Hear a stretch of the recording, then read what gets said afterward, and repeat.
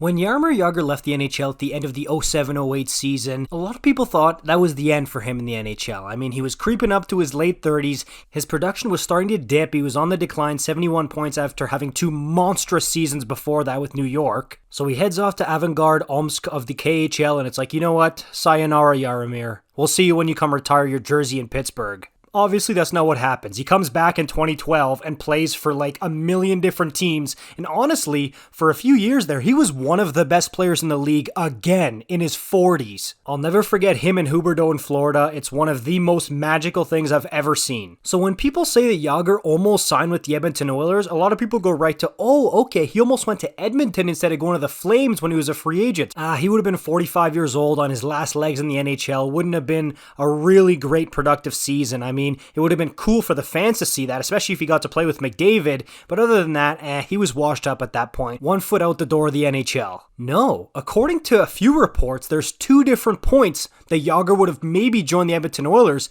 and it would have been in 2008 when he was still one of the best players in the world and the captain of the New York Rangers. As I'm sure you can imagine, this would have been earth-shattering for Oiler fans. I mean, they had just lost Ryan Smith in heartbreaking fashion. He would have got to play on a line with his fellow countryman and friend Ales Hemsky, we'll get more into that in a minute, and a young team with guys like Cogliano, Sean Horkoff, Sam Gagner, Dustin Penner. This would have been something to behold. That team was missing a punchy star, and Jagr would have been exactly that. So like I said, there's 2 versions to this. First of all, Jagr on Spit and Chicklets, go check that podcast out if you haven't seen it already. He mentioned that after the 2007-08 season, he was in talks with Avangard Omsk of the KHL, but he wanted to go back to the Rangers, but they didn't want to give him more than a 1-year deal. So then when the Rangers thing fell apart, that's when he said, okay, looks like I'm going to go play in the KHL, but then the Oilers swooped in and gave him a big free agent offer. Quote, I would have made a lot more money in the NHL with the offer I got in Edmonton. I could have made a lot more. But here's the really juicy part. You ready for this one?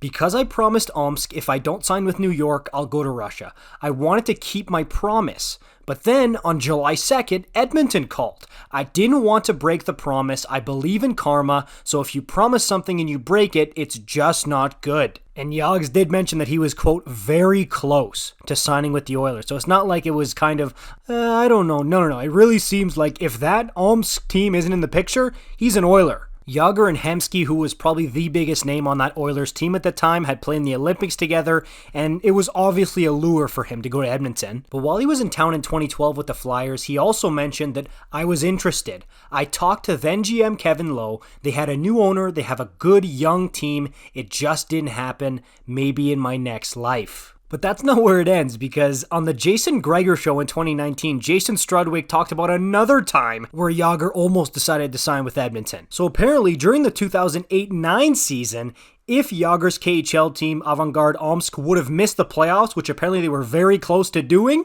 he reportedly would have signed with the Oilers for the remainder of that season. He would have made a return to the NHL much sooner than he actually ended up doing. And if you'll remember, the Oilers were in the thick of the playoff race that year. Yes, they fell out of it near the end, but they were right up there until the end. And if they had Jagr, who again, this isn't 45-year-old Jagr, they would have probably made it. That would have cut the decade of darkness down by a lot. Hey, Oilers fans, instead of making the playoffs in 2017 after that 2006 Cup final, it would have been 2009. And that would have been ridiculous, because then, who knows, maybe Jagr stays for a couple of years, and maybe the Oilers don't get Taylor Hall, maybe they don't get Nugent Hopkins or Yakupov. Like, there's so much stuff that would have been completely different. This would have changed everything for that Oilers franchise. Man, that would have been cool to see a Jagr who could still put up 75, 80, 90 points, play with the Edmonton Oilers, especially, again, like I mentioned, right after losing Ryan Smith. It would have been perfection, and I'm sad that it didn't happen, to be honest with you.